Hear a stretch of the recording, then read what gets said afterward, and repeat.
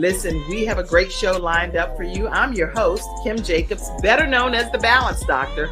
And all of our guests that come on, they're either people that have overcome some tremendous odds in their own lives as they balance this thing called life, or they're experts and they're here to share tips and strategies that will help you better balance and manage your life. Grab your virtual seats and let's get ready for some real relevant and relatable content on today's episode of The Kim Jacobs Show.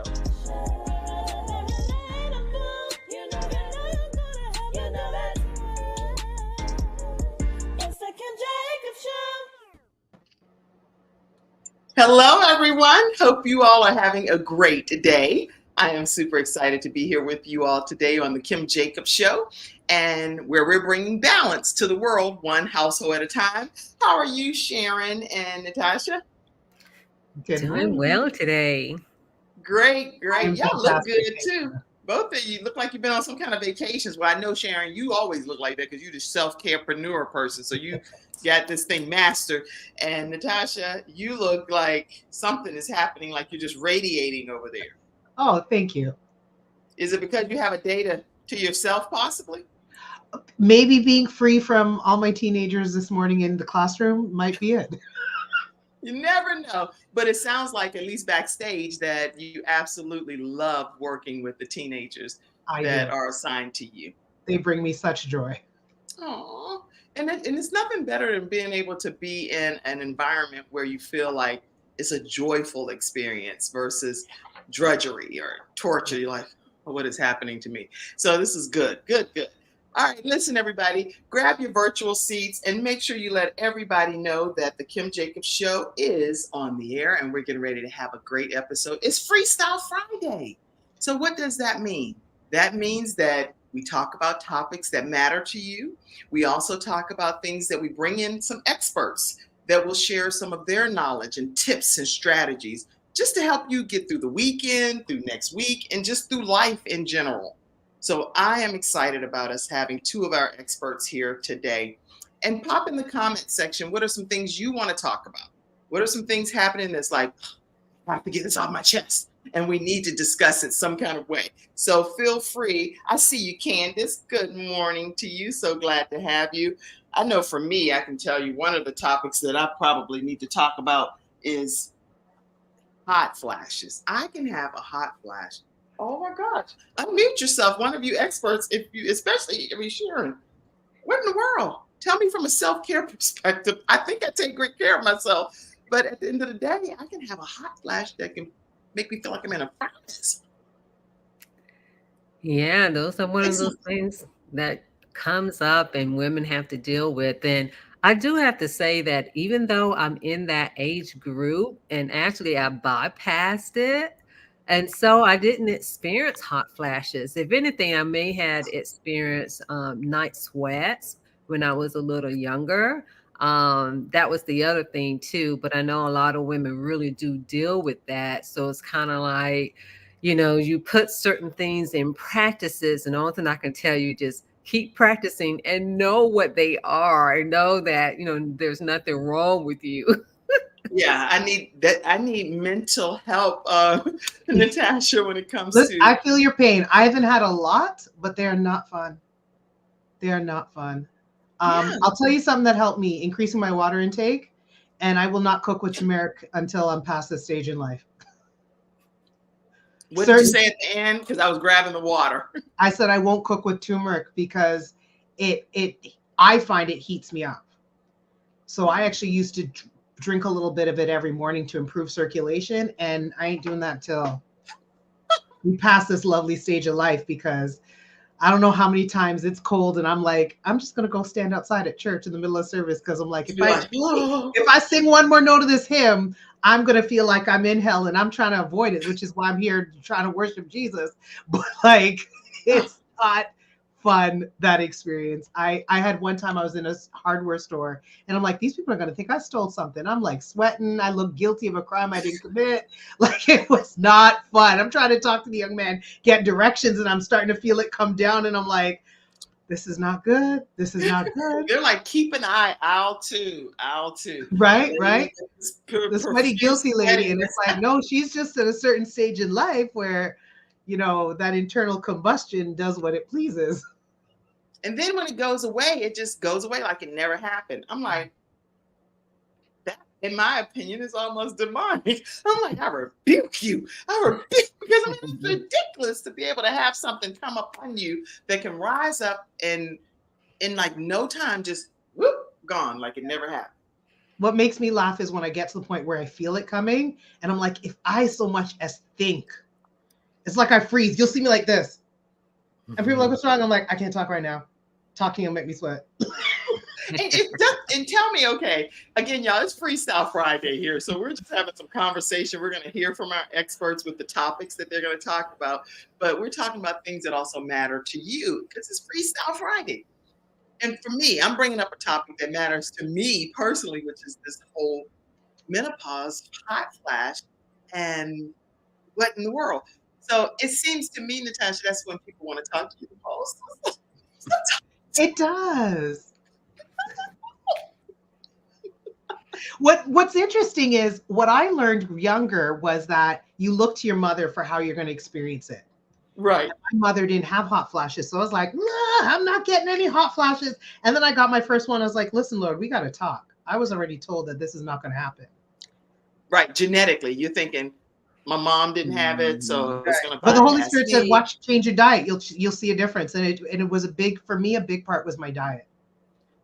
Okay. I changed so my what diet did you have to and eliminate in order to, what did you have to eliminate? I just had to eat healthier. And I think a big part of it was inflammatory foods, which I mean, the list is so long.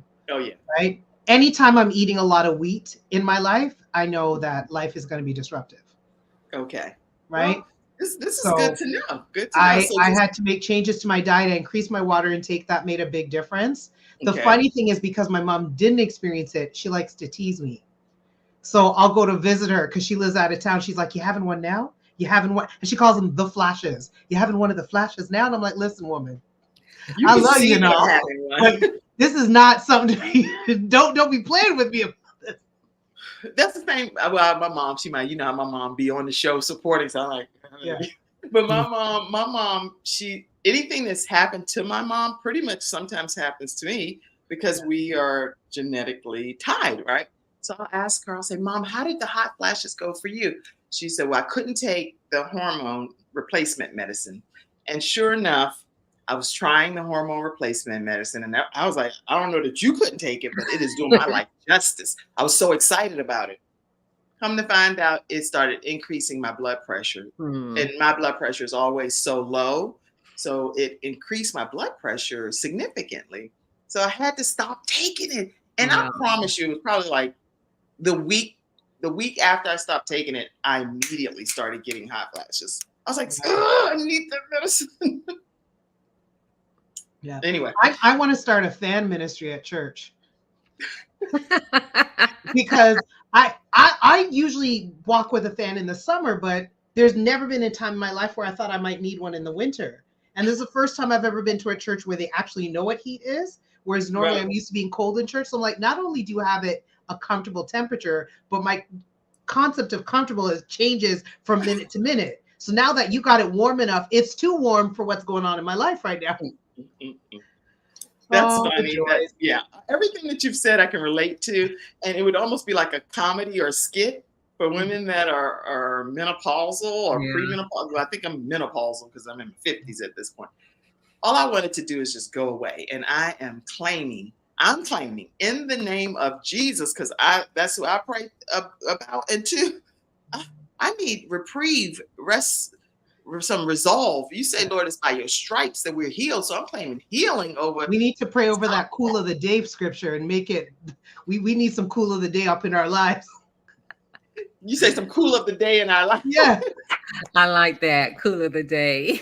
Because I'm telling you, when it comes, and I've had friends who are like, I don't know what it's like. And I'm like, I said, I want to crawl out of my skin. Like, it's uncomfortable. It's just hard to explain. Yes, it really is. It really is. But anybody in the studio audience that can relate to what we're talking about, put some fire.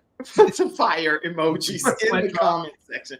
Put some fire emojis in the comment section. If you can relate to these hot flashes that well, not everybody, because Sharon over there didn't have to experience this. So Bless the it's Lord. a blessed girl. You blessed and Right? highly favored.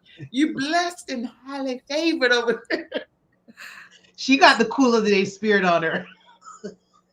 But anybody else that can relate in the studio audience, put in the comment section your experience with hot flashes. Are you in your own personal furnace? Personal.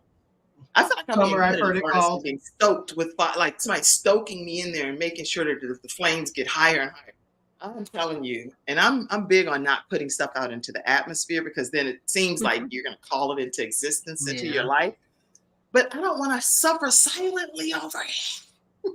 Well, we got to talk about it. I mean, even you, at one point you said whether you're perimenopausal, menopausal, I'm like, we don't even know what's what. My understanding is menopause is once you've not had a period for a year. Everything else is perimenopause, right?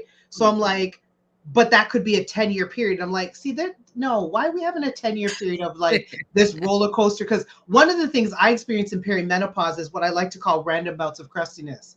And I'm a happy person. So when I get a wave of these, I'll be at church and I'm thinking, why is she wearing that? Why he look like that? Why are they singing like that? Why are they smiling like that? And I'm smiling on my face, but in my head, I'm questioning everything because everything's working my nerves. And it's so against who I am because I'm a chipper, happy person. So I just have to like weather those random storms of just feeling like everything's annoying. And I'm like, this is not cool. Not cool. Yeah. Hello, lady. Cassandra is on, and Cassandra, just so you all know, she is a woman of many, many hats, and she is a pastor's wife, a mom. She's in law school. She works with the Kim Jacobs show backstage. A lot of stuff that you all see, she's on it. She said, hello, ladies, in the name of Jesus, in the name of Jesus. And she also hashtag cool of the day. Cool.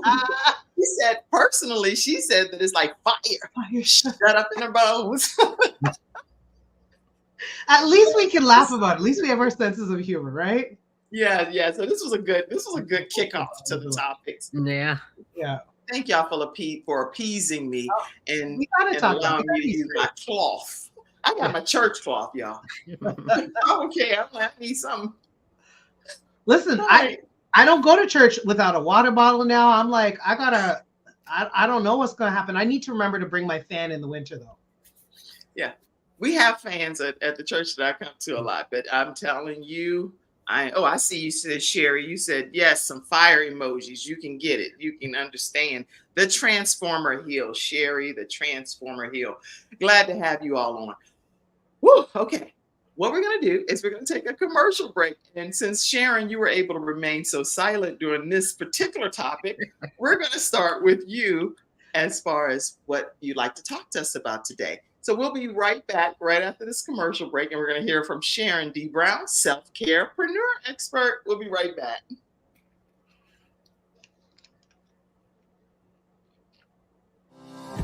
Hi, I'm Kim Jacobs, the Managing Director of the Charlotte, North Carolina chapter of eWomen Network. I am so excited that you stopped to watch this video. I've got good news for you. You've just discovered an international network of women entrepreneurs who are committed to helping you achieve, succeed, and prosper. We're on a mission here to help 1 million women entrepreneurs each achieve $1 million in annual revenue. Here at eWomen Network, we have a complete success system that supports you every step of the way in building and growing your business. You being here right now is no accident. We're supposed to know about you. We want to meet you to find out how we can help you as well as learn about what you have to offer. With over 500,000 women connected through 118 chapters across the United States, Canada, Australia, and the United Kingdom, you are never alone. If this is resonating with you, please go to ewomennetwork.com/Charlotte. Notice too my contact information. I invite you to reach out to me and to check out our upcoming in-person and online events. I'm really looking forward to introducing you to our special community.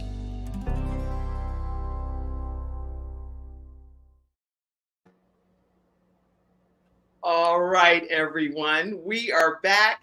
And again, I'm actually the new manager. I'm the managing director in Charlotte, North Carolina with eWomen Network. And I'm super excited to be able to invite you to two of our upcoming events. One is happening on March 21st, and it's going to be at the Charlotte Museum of History.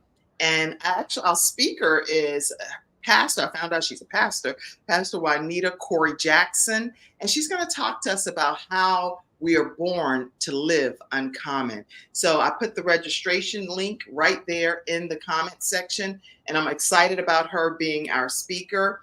And then also we have our 15th annual summit that's coming up with Sandra Yancey, our founder. She's a CNN hero, and she's also a business executive that's done tremendous consulting with places like IBM, Dell, you name it.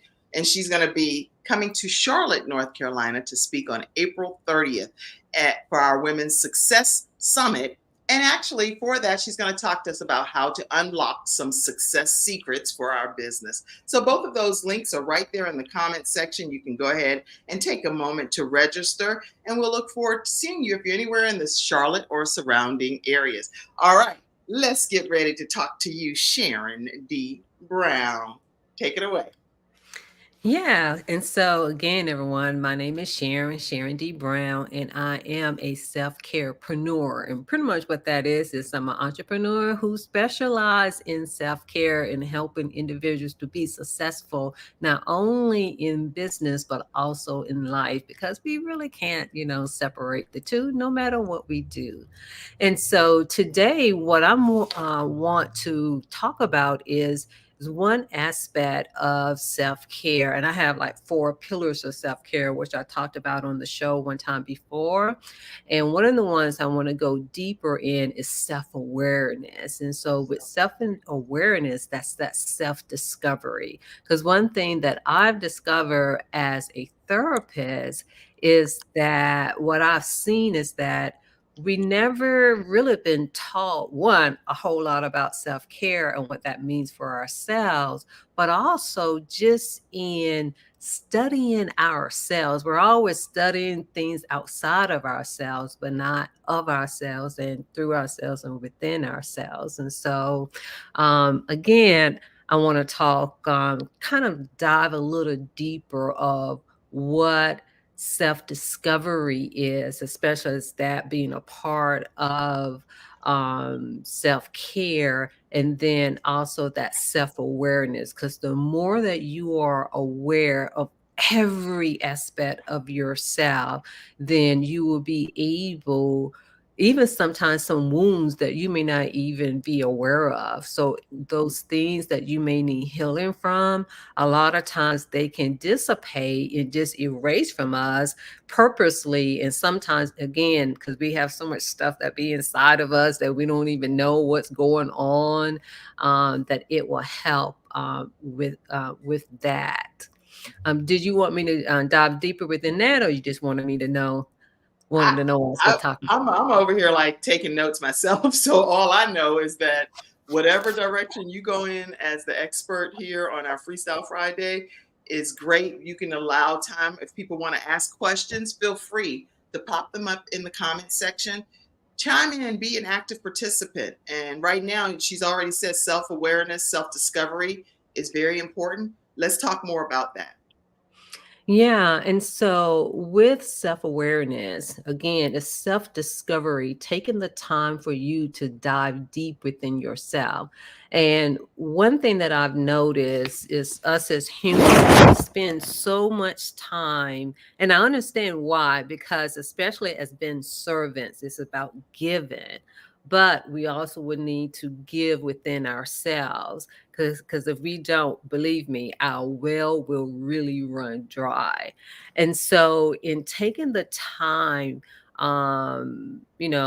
whatever is your time that you have in taking care of yourself, and especially in self-reflection, whether it's in the morning or in the evening, but it is a must, because it's kind of like with our being, kind of look at yourself as the universe, but you are the captain, and the CEO of this universe. But if you're not learning about yourself, you will get left behind. And then also the way that our inner being operate, when we're not paying attention to ourselves, we don't know ourselves. And then it's almost like telling yourself that you don't matter and you're not enough.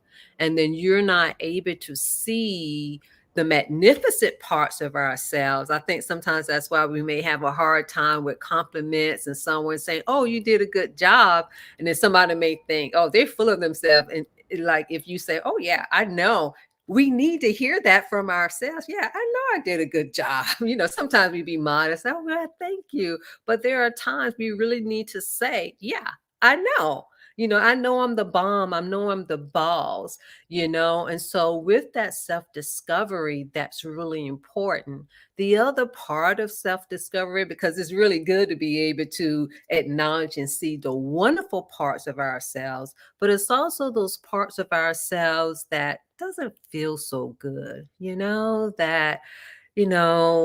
sometimes they can come from trauma, they can come from wounds and scars, and sometimes we have um, invisible scars that we may not be aware of. Like for myself, I didn't know, I didn't find out probably, I would just say just a few years ago of like the impact of not having a father in my life. Because sometimes we think, like even though I would say, yeah, I lived a good life and I was able to go into school and graduate and have a really good career in mental health, but it wasn't until later in life that I discovered, like, oh, it did play a part, on me. And that wasn't until I started doing, this self-care journey, and started going deeper within myself. And even though I wasn't looking for that, but that's what came out.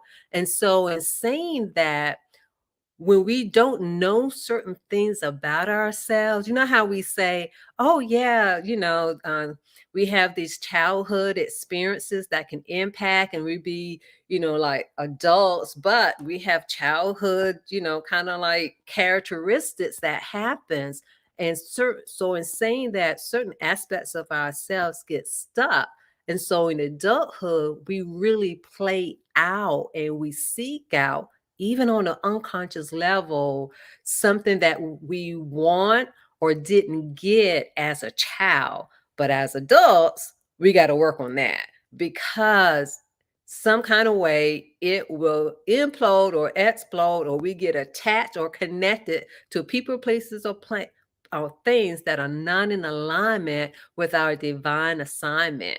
And so we want to make sure that we're continually not just pouring into ourselves, but because again, a part of self-discovery, a part of self-care, a part of self-reflective is to look at every part of ourselves, and also the part of ourselves of the part that we played, even in, I guess you say, in things that may not have been so pleasant. Because going back to me not having a father, it played a major role of, I guess you say, of the relationships that I've had with men. Not to say that they were terrible men or this and that and the other, but there were certain characteristics of them that wasn't, I would say, good for me. But I needed the experience so that I can unlock and release the part of me that wasn't cared for my father, so I can do for myself. So that's another reason to be able to have, that self-reflection, because believe me, when we don't, life will find a way to make it come to the surface. And there's just certain experiences you just don't want to have. You know what I'm saying? There's just certain experience. However, those experiences at the same time helps prepare you for future experiences. So you'll be able to develop, especially when you're more intentional about it. I always say at the time you may not know what's going on, but that's the magic of reflecting, because you can reframe things where it's in your best interest. As the little saying goes, it's not happening to you, it's happening for you, when it comes to all of that. And just to make sure that I'm pointing out certain things, let me just make sure, because again, when it comes to self-reflection and be able to dig deep, it allows you to navigate your emotions as well, and allows you to break old patterns. And within that, you're looking at, your insights and experiences, and it also can prevent you from being stagnated, because sometimes we can be stuck in a pattern and we don't even know why. We can have a fear, let's say, of speaking in public or in doing some certain things. I like to call it, we have those soft and hard stops. Like we're going towards something, but like, oh no, I'm coming back around. I ain't doing that, whatever that may be. But a lot of times they really do come from, and when we say childhood experiences, it may not be the experience in and of itself, because it could be something that you didn't have. So it's almost like you experience not having something. So that's the other thing too. And along with saying that, when you're able to sit with yourself, and sometimes the sit itself may not be pleasant, and you will have to decide whether or not is it something that needs to be addressed in therapy. Some things do and some things do not. And even though I am a therapist, however, I am, because of what I've discovered, over the years, is that self-care is really important. And so I feel like the work that you do outside of therapy is just as important, because we're outside of therapy more than we're inside of therapy. So it's up to you to decide sometimes of either how deep that you may need to go. And sometimes it can be too much where you do need a therapist to help you process it.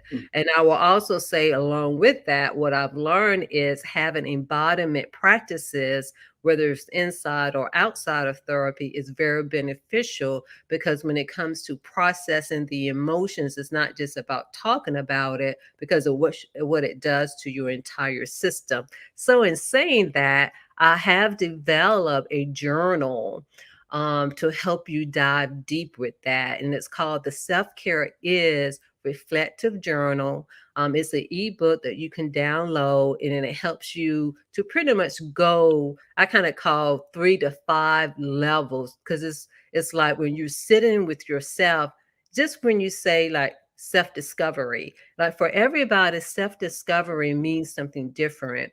But when you really sit down with it and I always say, ask yourself 3 times, what does self-discovery mean? Then write that down. Then ask yourself again, what does self-discovery mean? And then write that down. And then ask yourself again, what does it mean? And then each time you ask yourself that, and even though I went through it, kind of quickly here, but when you're doing it on your own, allow time to slip by, whether it's, I would say that maybe the first time, maybe a minute or 2, but I said probably minimally 3 minutes, because it allows you to really sit with it and go within yourself. And then after you're able to process some things, and again, you can go 5 levels, meaning do it 2 additional times. And then after that, look at what you wrote down and say, what did I learn about myself? And pick 3 things that really resonate or feel strong, that you feel strong about. Write those 3 things down, highlight them, or however you want to do it. So what did I learn about myself? And then what actions can you take, to pretty much, oh, thank you for that. What action can you take to pretty much help you to integrate that in your life? Because when it comes to deep diving, it's not enough just to have the awareness. It's to take action so that your life can move, because having the awareness of something is just the first part of it. And you're able to, I don't know if they put it out um, in the chat yet, but you're able to click on the link to. Yes, I put it in. I put it in the chat, and I also went. That's what made me go over to your website. When you were talking, I went over and down. I filled out the questionnaire for me to get my copy. So, Oh, good, good, so good. thank you. Yes. You're welcome. You're welcome. And again, this is what, self-care, this is what self-discovery, self-reflection, especially self-awareness. And with the journal, what it allows you to do, it already has, like I would say, some initial prompts that's already there. But the thing of it is for you to identify what you want to be able to reflect on. And there's so many. I kind of look at self-care as like, again, it's how they say the world is your playground. It's like the world is all about self-care, because for every experience and moment that we have an interaction with ourselves and others, it really gives you the opportunity to experience life in yourself and to go deep within yourself so you can be better for yourself and for, I guess you could say, be a servant to others. Because when we're not good, we're not going to be able to be a servant for others well either. Okay. This is incredible information. And William Frey said, thank you so much for, Flay. William Flay said, thank you so much for this information. This is great. What does self-reflection mean to you? Is with someone else. Okay, so what does self-reflection mean? Let me ask a question. I'm going to put it back out like this. And Natasha, feel free to ask any questions you have too. But one thing that came to mind for me, Sharon, first of all, you so much great information. But then I was thinking, there are people that don't embrace what you're saying, because when you, even like I've attempted to use what you said, and I know it works. It's factual. Here it is. You're going to be better if you just listen to Sharon D. Brown, right? But then some people don't think it's anything wrong with how they're currently handling themselves from a self-awareness perspective.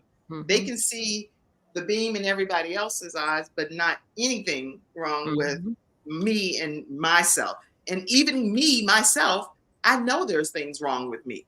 And other people can see them better than me, but I need to be open-minded to it. But some people are not open-minded. Can you speak to that, please? Did you want to go first, Natasha, or do you want me to go first? I can go. Because I mean, I do. I'm a therapist too.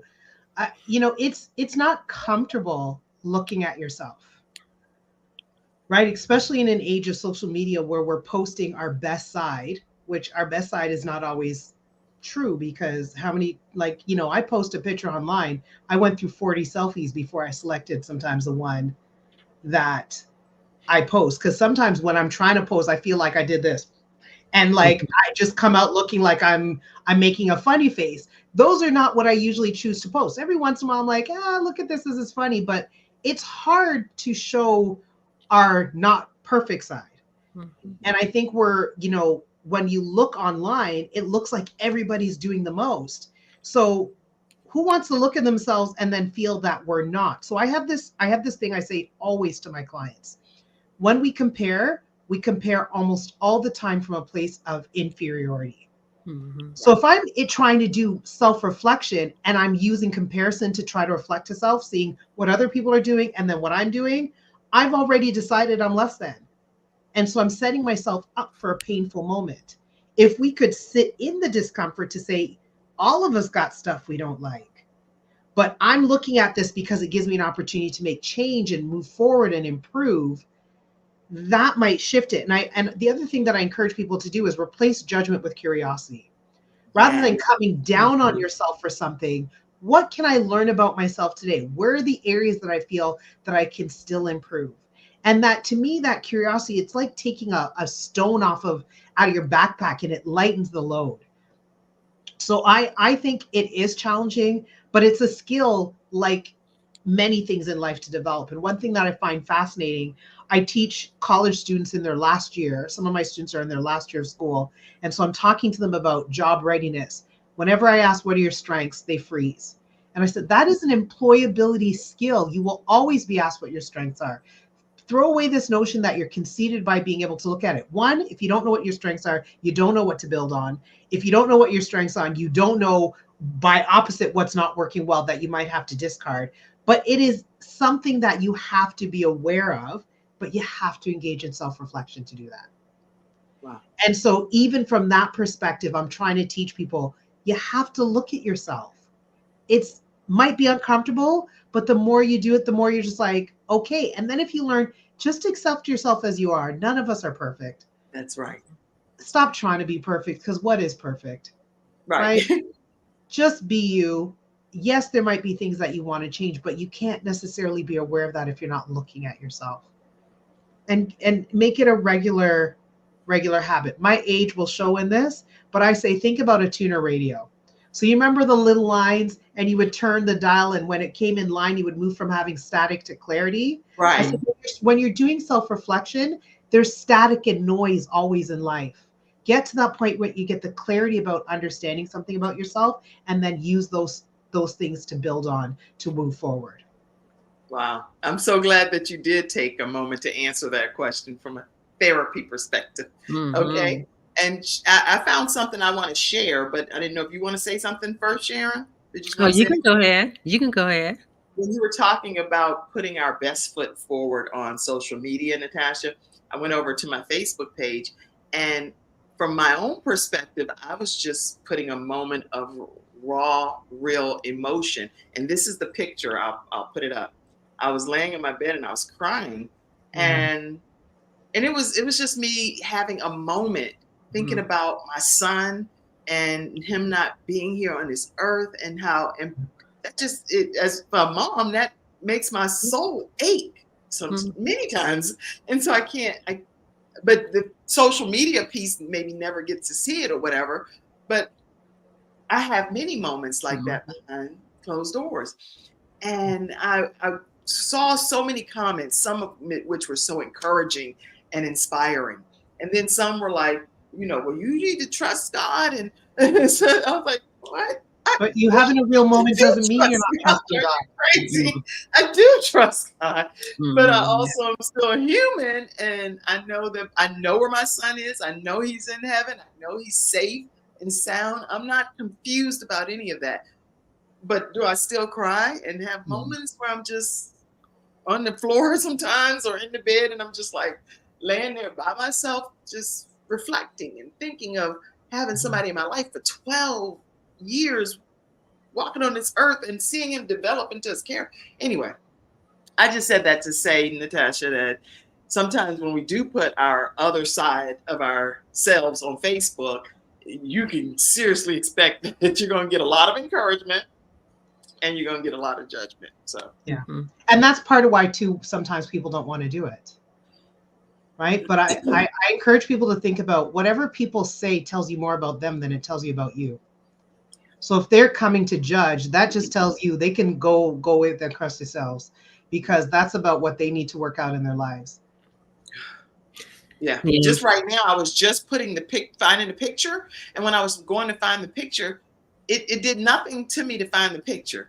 But then when I pulled it up just now, it immediately, I have pain in my chest. So I can't even predict what emotion or trigger is going. It's bizarre. I can't even describe it to you. I can't. Well, thank you for your know what's going to happen. Yeah, appreciate you sharing that, and I'm glad that you did go before me, because it helped me kind of tie in to what I was about to say. In that, like when it comes to us and that self-reflection, I think just like we as humans, like we don't want to see ourselves, like as anyone weak or with deficits or not good at something. And so I think it's just kind of like just a human default. I'm saying default, but deficit that we don't want to see, so we don't go to look. It's almost kind of like when it comes to feedback and criticism. Right. And one of the things, and I'm working on even with myself, is accepting those things and then looking at those things. And then also too, when someone sees someone else in distress and they're saying those things as if, you can't experience it.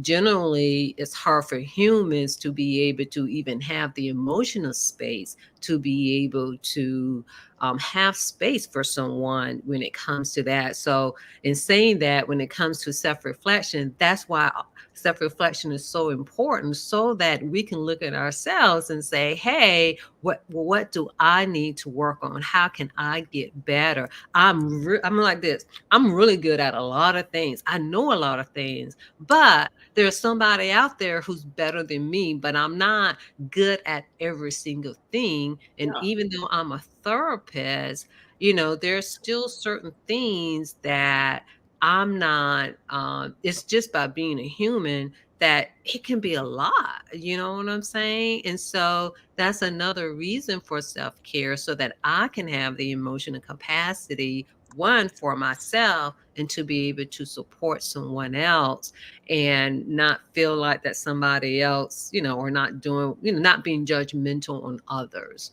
So again, if people are saying that they are a servant, and they are especially a servant of God, in doing that is looking at every aspect of yourself and continue to improve, because again, when you don't, you can be really damaging other people and not knowing it, because you're not even looking at yourself. Doesn't mean something's quote unquote wrong with you, Right. but you can be better.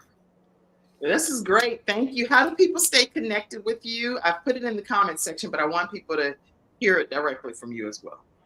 Yeah. The best way to stay connected with me is through Instagram with I am Sharon D. Brown. Again, Instagram, I am Sharon D. Brown.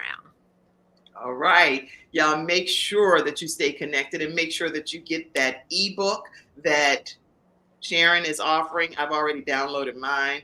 We're going to go right over here to Natasha Halliday. How are you, Natasha? Like I said, I'm fantastic. How are you? Doing great, doing great. I am so grateful that the two of you are here today and can't wait to hear what you want to share with us from a mental health perspective. Mental health matters, everyone. So that's why I always keep bringing Natasha on. So go ahead, talk to us. So today I'm going to talk about, I think it's the very first topic I spoke about on the show, which was unmasking fear. What I like to call unmasking fear. I love to talk to people about how we experience fear and what we do with it. And the reason I talk about what I call unmasking fear, it's the idea that fear disguises itself. So sometimes I know I'm scared and I can say I feel fearful and I can look at what am I going to do based on that. But I'm going to tell a quick story to show one of the ways I really started to examine how fear hides itself. Few years ago when I was working with some people, they're like, you got to, show people that you do public speaking, get on Facebook Live and do that. And I was like, no, I'm a social person. I can't talk into a screen where I can't see other people. At least Zoom, you see other faces. And I had all these reasons, and I had really logical arguments. I thought I was being rational and logical, and I kept hearing it from different people. And I finally said, okay, I was going to do it. And that's when I felt the fear in my body. And I was like, oh boy, all my pretty arguments was fear.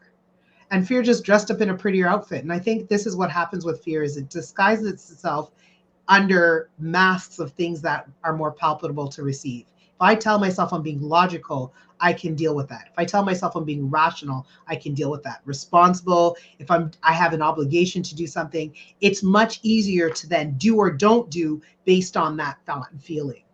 But what happens when it's really fear underlying it, and fear is just hiding itself under those words? And so the idea of unmasking fear is if we can take the mask off to see it's really fear, but we've got to be, this is again why self-awareness, self-reflection is so important. I wasn't aware that I was scared to do it because I was afraid of tripping up and messing up. And I think my first Facebook Live was maybe 7.5 minutes. I could go Facebook Live now for an hour unscripted, probably. I'm on people's podcasts. I'm doing way more public speaking, but I had to confront the fear in order to deal with it. So I love bringing that to people's attention because a lot of us know, I'm afraid of heights. I'm afraid of snakes. I'm afraid of spiders. And we have these things we're willing to admit our fear, but what happens to all the areas that we don't know are fear, right? That happened to me when I wanted to buy a house. Well, the responsible thing to do is save more money. Girl, do you know what the mortgage rate and the prices of houses are doing while you saving all this money? It doesn't make sense when they're going up, right? Because now you need a bigger down payment. It doesn't make sense. But again, it was fear finding a way to tell me, well, just girl, do the responsible thing. Keep saving money. Keep doing this. And I didn't realize. And so I really started to dig into this idea of what happens when fear is masking itself. And so I wanted to, I with the letters from fear, I always say to tell people, fear causes us to flee so we can run away from something. We can evaluate, and evaluation is not a bad thing, but if we evaluate to the point of immobility, it can become a bad thing. If we continue to ask questions and not launch into action, that may not serve us. It can definitely cause us to avoid, and it can cause us to rationalize beyond what's necessary. And again, that can move us into a place of immobility. So when you think fear, think flee, evaluate, avoid, and rationalize. Are you doing any of those things? That might be your clue. It's fear. When your brain is telling you, I'm just really angry right now. Are you angry, or is it really fear hiding under a different word that you for some reason find more acceptable? Are you think the different things that come up. One of my favorites was, practically speaking, yeah, fear. So now I'm at the point now where these words will come up in my head. I'm like, girl, that's fear. Girl, that's fear. Girl, that's fear. See how you're fleeing. See how you're evaluating past what's necessary. See you're avoiding. That's fear, right? So we have to look at that. But how then, what do we do when we realize we're feeling fearful? If we've pulled the mask off, if we've unmasked the fear, what are we going to do? Well, you have to admit the limit that fear is causing. Often fear limits us from doing things. Name it and call it as it is. Call it fear. Change it from if it was obligation, rationalization, whatever was coming up. If you were saying this is the logical thing to do, but it's really fear, call it out. Rename it from logic to fear. So that's the unmasking too, right? And then stop feeding fear. We feed fear by engaging in thoughts that contribute to how fearful we feel. And really, when we argue with ourselves that we're being logical, what we're doing is going through all these so-called logical thoughts and the rationalizing. The rationalizing is a big part of feeding the fear. Because it was like when I thought about going live on Facebook, I'm like, listen, guys, I can't be my authentic self if I'm not engaged with people. I'm social. I need to this. And it sounded good, but I was lying to myself. I was so scared. I was scared. I was just totally lying to myself. And it took me a while to realize that. It wasn't until I felt it in my body that I realized, oh, no, there's something going on up here that my body finally had to give me the cue because I wasn't getting the message from my mind, right? So stop feeding the fear. Cut it off at the source. Think about the fact that fear is fueled by our thoughts. So what thoughts can we need to stop engaging in to stop entertaining it? And I do this externalization exercise with my clients. I ask them to think about a thought that they don't want to engage in. If that came to your door and knocked on your door. So Kim, if you don't mind, can we demonstrate this? You know what? I was hoping. I didn't want to interrupt. I was like, oh God, no. I love to do things. Think about name one thought you have that you don't like to have. One thought that I have that I don't want to have. Yes. I'm trying to think. A thought that I have, and Sharon, if you have one that came to mind quicker, say it. Yeah, I'm thinking too. About it. And please, in the studio audience, Vicki, you're one of our Freestyle Friday experts too. Put a thought that you all have in the studio audience, and then Natasha's going to help us role play through it. But a thought that we don't want to have. Am I a good enough mother? Am I a good enough mother? Mackenzie said. Okay, so I'm going to pretend that's Kim's thought and we're going to demonstrate this. So I'm knocking. No, I don't have that thought. No, we're I going to really- pretend just for the no. role play. We're going to pretend Okay. for the role play, okay? Because I'm going to do it with you because Mackenzie's not in there. So I'm knocking at the door, and you look through the people, and you see that standing outside that door is, am I a good enough mother? Do you open the door? No, we're not going to open this door because we're going to fight against this and know that I know I'm doing the right thing by these kids. Right. But the answer is, let me go Hi, back. hi, Now Kim. Come on now. I need to come in and talk to you, girl. Can we just have a chat about, are we a good enough mother? Well, okay. I'll open the door a crack because there are many times that I do question some things. I'm like, okay, what's making me not be a good enough mother? So, girl, I've been wondering, am I a good enough mother? Am I putting my kids in all the right activities? Have I, have I done all the things that I could? Do I select the right extracurricular activities? Am I reading the Bible enough with my kids? All these types of questions that might come up as a part of this question of, am I a good enough mother?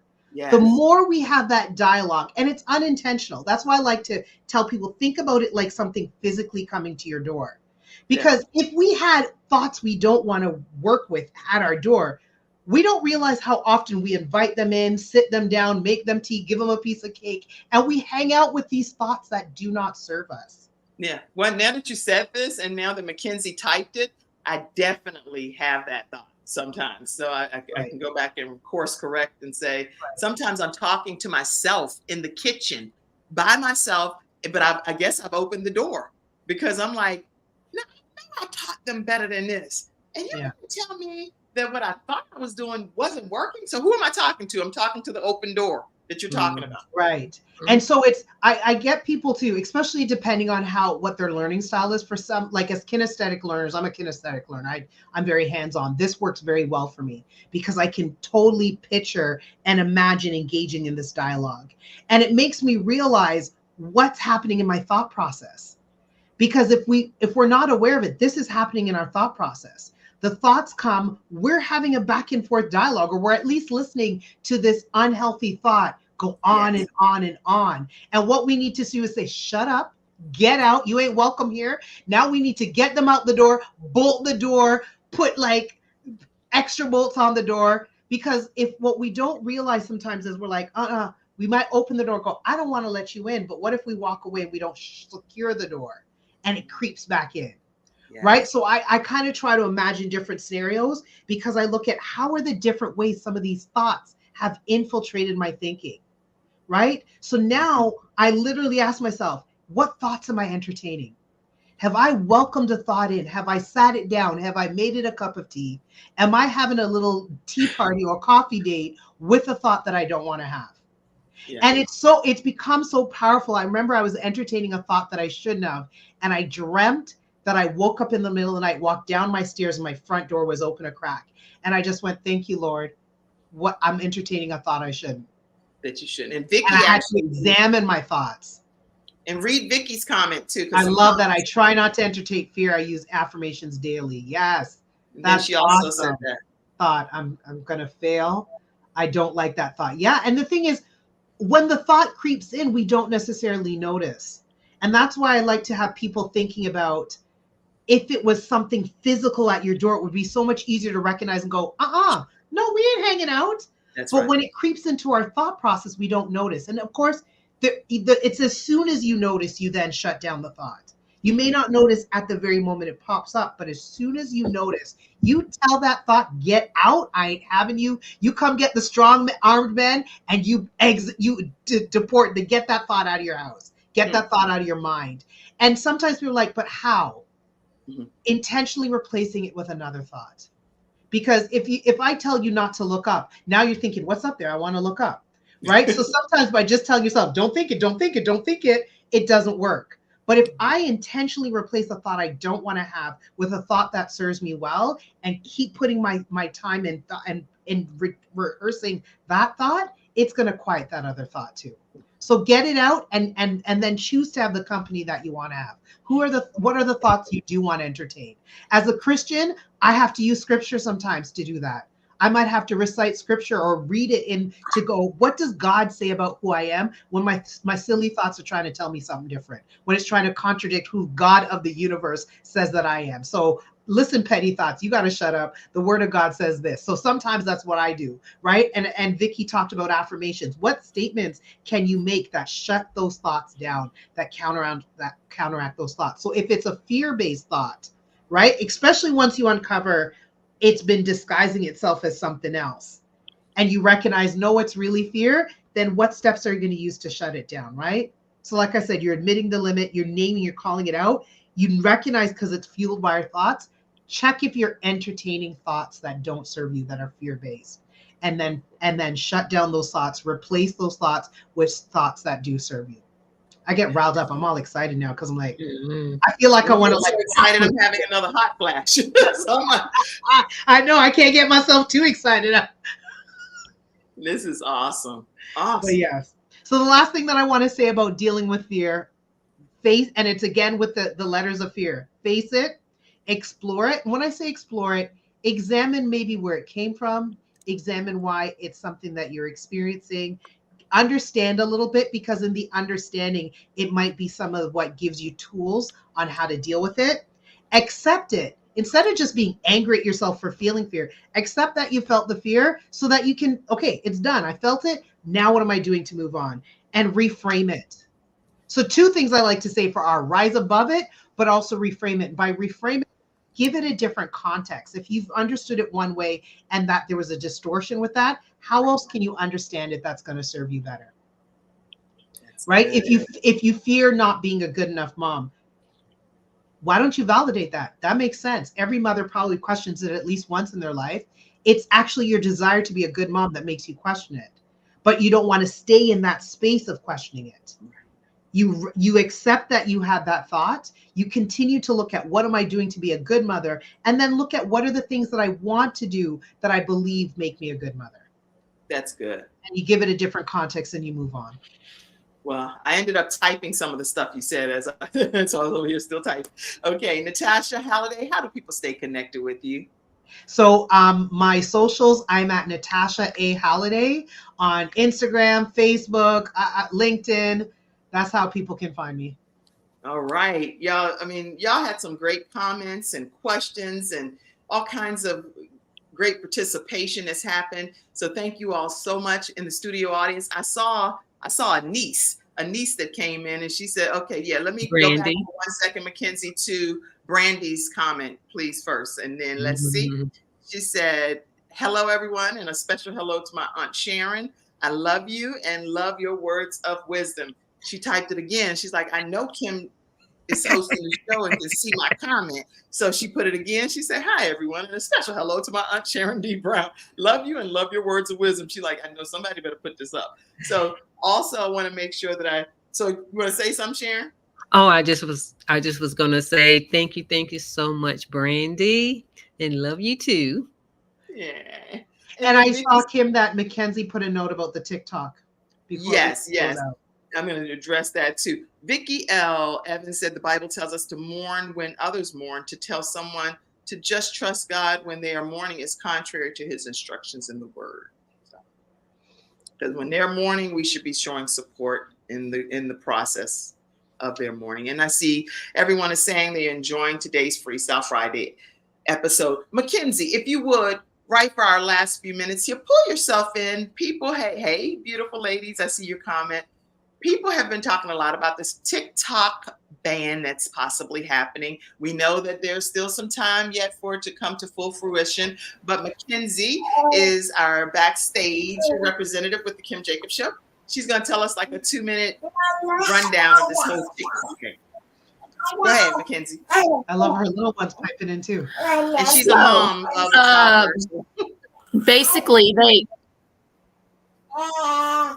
Basically, they're concerned about Americans' like safety and tracking and everything. But what doesn't make sense about that is Facebook and Instagram both do the same thing. Like, have you noticed, like, if you say, I want to get this or I want this for dinner, you suddenly see ads for all of that on your Facebook or Instagram, like all your social media platforms. It's not just TikTok that does that. So if they're wanting to get one apple, they'd have to get all the apples. Anyway, so they put it to the House of Representatives, and the House of Representatives passed. So now it has to go to Congress or Senate. I don't remember which one. And then the president has to sign off on it. But I think what they're trying to do is have the U.S., like someone like maybe Elon Musk that bought Twitter, buy part of TikTok, if not TikTok, so people are still able to use it. Because if not, Americans are going to be losing a lot of income. Like there is a lot of people that have boutiques or businesses that sell products on TikTok and get all kinds of business on it that will be losing that money. So yeah, it might not be like the best, but Facebook has a marketplace. I think you can buy stuff on Instagram. TikTok's the same way, where you can buy, like I got this hoodie off of it. You can buy like all kinds of stuff off TikTok, and it would not only be hurting Americans, but it would be hurting like the economy in America too, you know? Yeah. Okay. So this is Mackenzie's take on things. And thank you so much for sharing it, because I was reading on CNN, and I'll put that article as well. They say that many of the roughly 170 million Americans who use this app have raised concerns that banning TikTok could mean doing away with a platform that represents so much more than a platform, where young people get to kind of follow all of these different things. Right now, the vote was 352 affirmative and 65 dissenting against it. So I'm going to put the article that goes into a lot more detail right in the comments section. Did anybody else have a comment that they want to say pertaining to the TikTok ban? And in the studio audience, put your comment as well. Anybody? I'm just going to say I agree with Mackenzie with the idea that because these algorithms already exist in Facebook and Instagram that have been around much longer, like, how is that the argument for why they want to ban it? Well, we can keep this discussion going very thoroughly, and we'll carry it right over to Facebook. So if you have any comments or any thoughts, feel free to put those comments in the comment section. I do want to thank you, Mackenzie, for coming back from backstage to do that. And I also want to just a quick shout out to Cassandra Davis. It is her birthday this past week, and I am super excited because she's one of our team members. And I want to just pop a few pictures up to say happy birthday to you, Cassandra, who you all don't get to see her as much as you get to see Mackenzie, but she works backstage. Happy birthday. Can anybody sing over there? Are any of you all singers? Happy birthday to you. Happy birthday to you. Happy birthday. You got to say a lot more than that, or you're going to throw me out there to make a non-juror voice. Happy birthday to you. Happy birthday to you. Happy birthday. Happy birthday to you. Happy birthday to you. Happy birthday. And many more. Happy birthday, Cassandra Davis. And if you all want to do something for her birthday, one thing I'll tell you is to just stay connected with her. I'm going to put it in the comment section, and we're getting ready to close out on this note, but I want to let you know that you can stay connected with Lady Cassandra Davis. She is the pastor's wife at Servant Church in North Carolina. That's servantnc.church. You can email her at cassandra@servantnc.church and stay connected with her. She has a wonderful conference that's coming up, and I think it's April 20th, if I'm not mistaken. So go and register for the conference. It's going to be in Charlotte, North Carolina, and we are looking forward to so many women sitting around the table. That would be a huge birthday blessing to her if you all go ahead and register for the conference. Any closing comments, Sharon or Natasha or Mackenzie? We're going to close out. I'm just going to say pretty much when it comes to self-care, just remember everything that you do, you're either doing for yourself or not for yourself when it comes to your divine assignment. And if anything, you are the assignment. It's not just what you're doing. That's good. Anybody? Any other closing comments? I'm just going to say in terms of, if there's things that you want to do that you're not doing, ask yourself, is fear behind that? And then take some steps to move past that fear. Ask yourself the spirit behind it. All right. And you have a comment? Anything you want to say, Mackenzie? Okay. I want to tell everybody, please, if you would, please keep this gentleman in prayer. I've tried to find a picture online, but this is Mark Coleman. He fought in 26 UFC fights during his career, but he is now battling for his own life after attempting to rescue. He attempted and succeeded in rescuing his parents, but his dog, obviously, he was not able to save. But I just want to make sure that we all keep him and his family in prayer. He is in the hospital recovering and praying to God that he makes a full recovery. I just want to make sure that we pray for even celebrity people that are out here that are battling different situations. All right, everybody. Thank you all for tuning in to this episode of The Kim Jacobs Show. We'll see you again on Monday through Friday at 11 o'clock a.m. Eastern Standard Time. Take it away, Mackenzie. Thank you, experts. Thank you, studio audience. Love you all. Okay, thank you for tuning in to today's episode of The Kim Jacobs Show and for being in the virtual studio audience. Your presence truly does make a difference, and I look forward to you bringing your friends and family to join you in the virtual studio audience Monday through Friday at 11 o'clock a.m. Eastern Standard Time. I look forward to seeing you and make it a great day.